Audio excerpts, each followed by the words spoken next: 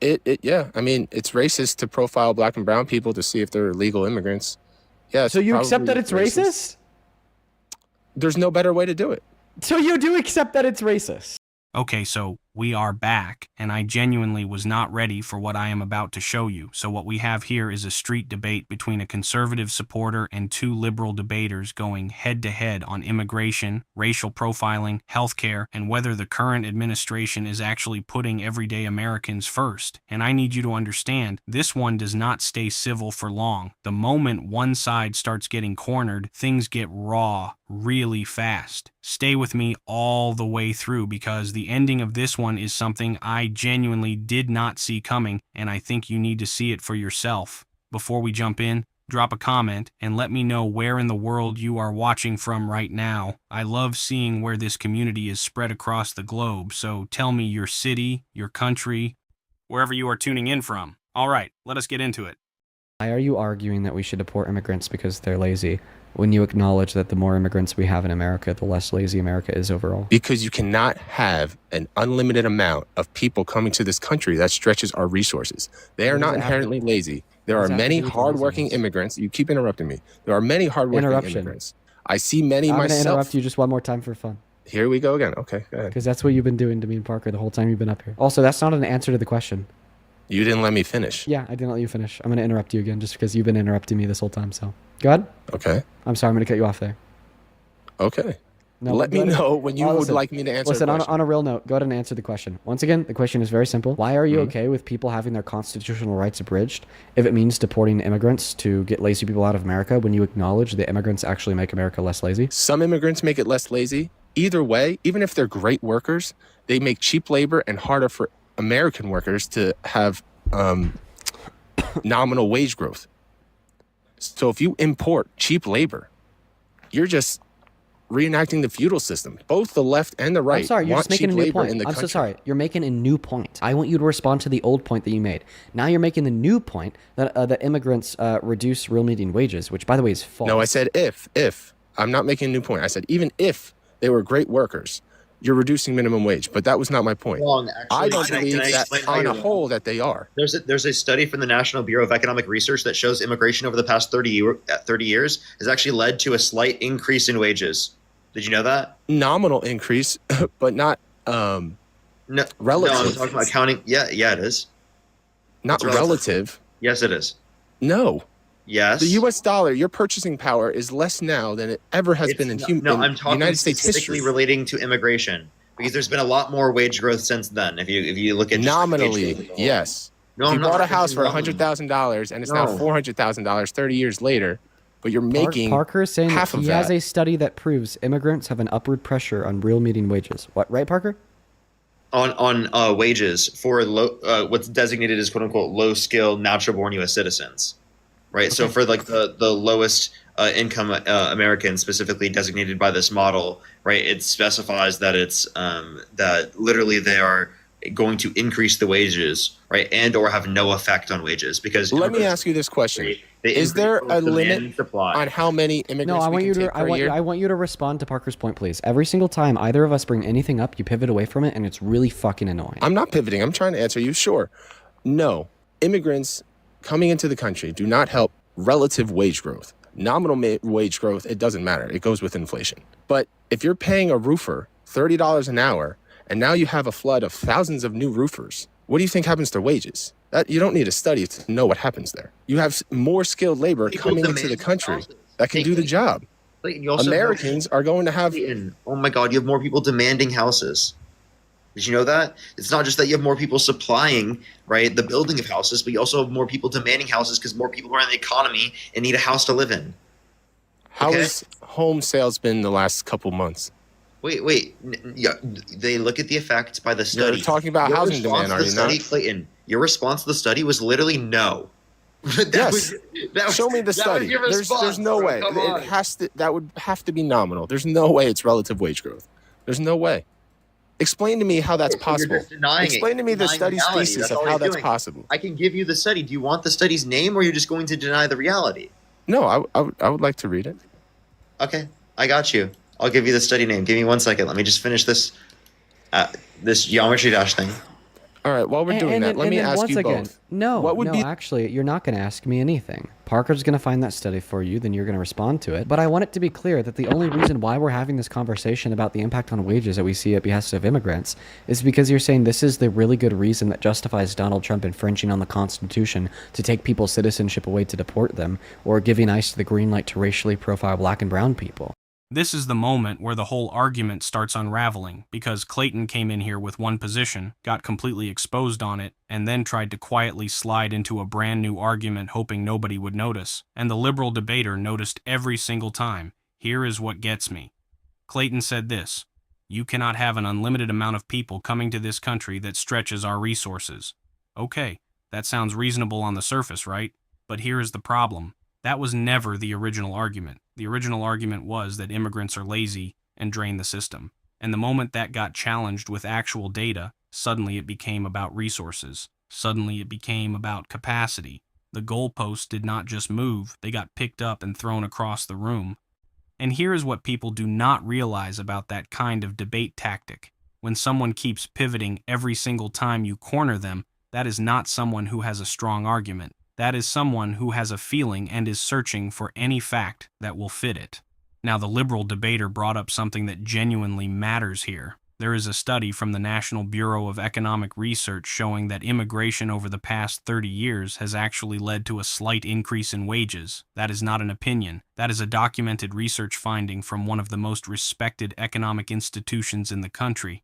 And what did Clayton say back? Clayton said this: "Show me the study. There is no way it is relative wage growth, not a counter-argument, not a competing study, just pure disbelief." And you know what that tells you? It tells you that his position was never built on economics. It was built on a gut feeling dressed up in economic language. And then Clayton tried the roofer example. He said, if you're paying a roofer $30 an hour and suddenly you have a flood of new roofers, what happens to wages? Which sounds logical until you understand that the debater literally responded by pointing out that more people in the economy also means more people demanding houses, more demand for construction, more work, more need for roofers. That is basic supply and demand. You cannot only apply economics to one side of the equation and pretend the other side does not exist. That is not how any of this works. What this whole first section showed is that Clayton was not actually arguing economics. He was arguing emotion. And the second real data showed up, the entire foundation cracked. That is black the very and brown next people thing. are the reason he won the last election. They voted for him in a higher percentage than they have any Republican in history. So I can go. 1 second, before you go, Parker, I just want to quickly respond to the very last thing that he said. So, black and brown people are not the reason, okay, why the Trump administration won the last election. Okay, I understand that you're saying that a higher proportion of minorities voted for Trump compared to any other Than ever Republican, before. But this does not mean that a majority of minorities voted for Trump, or that even a high percentage of minorities. Okay, voted well, I for gotta Trump. go, chat. For instance, only like 3% of black women voted for Trump. Now, I want to allow Parker to make this point. I just didn't want you to misrepresent the interests of black and brown Americans as if they want to be oppressed, as if they want to be racially profiled. But go ahead, Parker. My girlfriend just got back, so I was just gonna leave. All right, you're good. So once again, please respond to the point.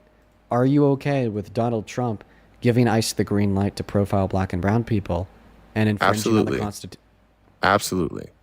How else are you going to find enough people to get rid of? The truth is, the matter is, the majority of illegal immigrants are black and brown people. Again, common sense.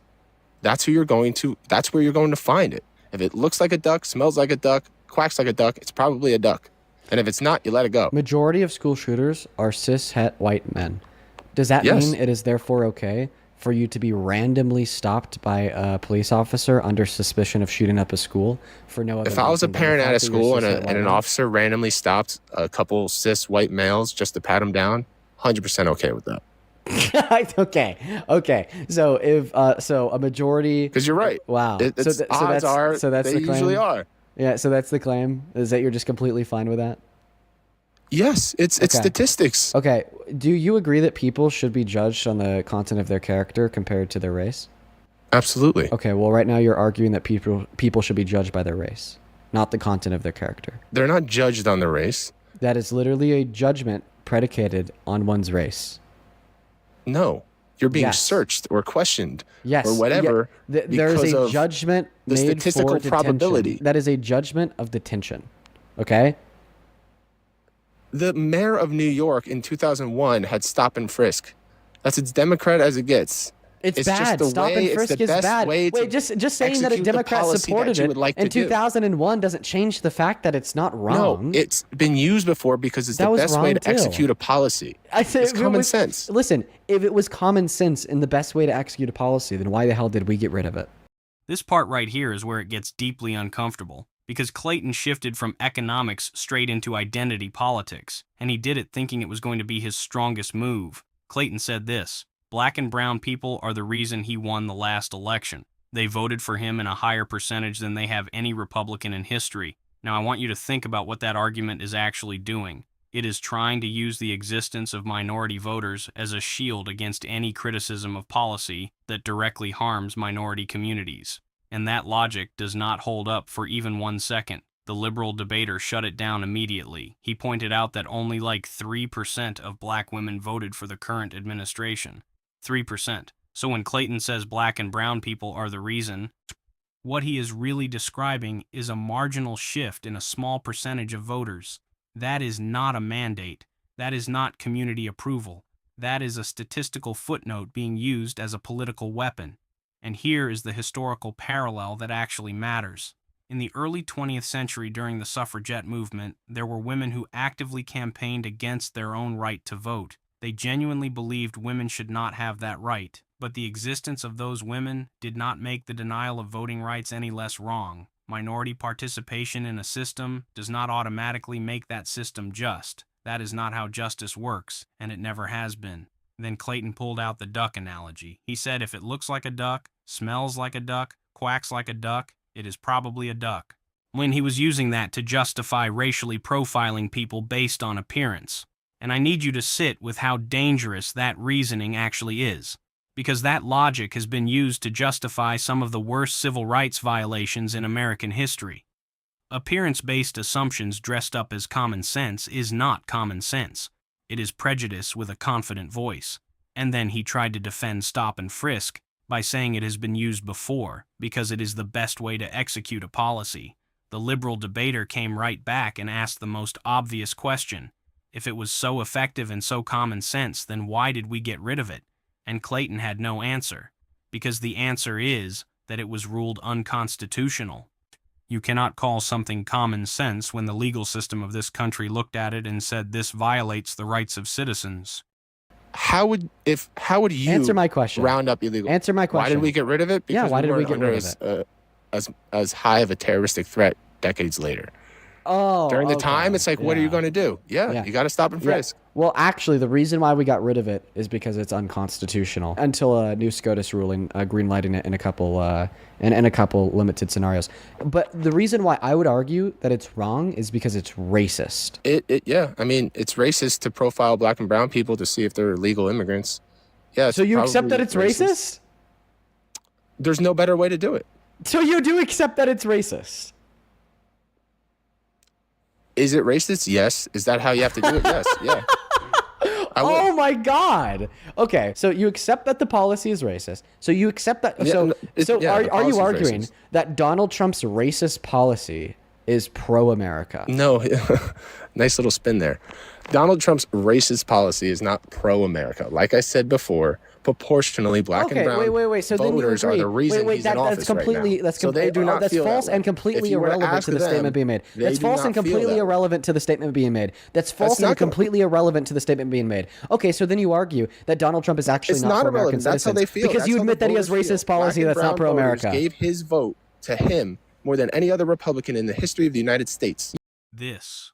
This right here is the moment the entire debate collapsed into something I genuinely did not expect to see on camera. Because what happened in this section was not just a debate loss. It was a full confession. The liberal debater made it plain.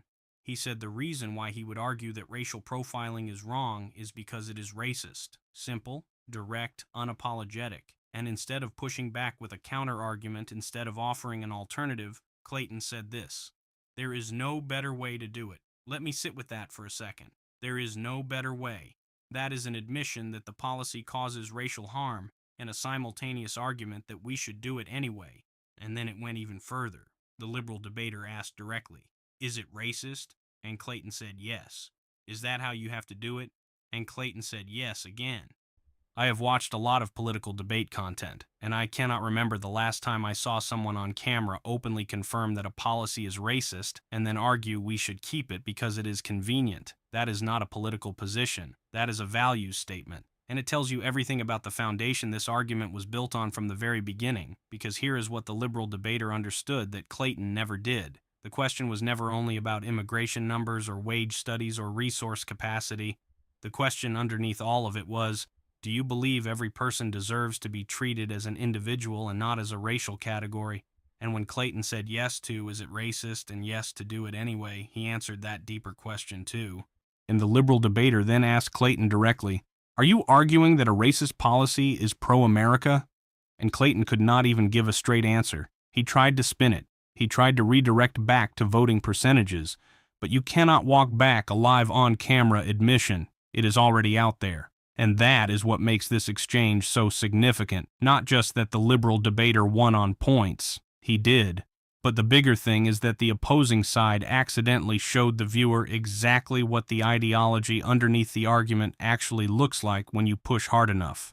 No filter, no spin, just the raw position out in the open. So what do you guys think of this? Leave your thoughts down in the comments. Please like and subscribe, and I will see you in the next video.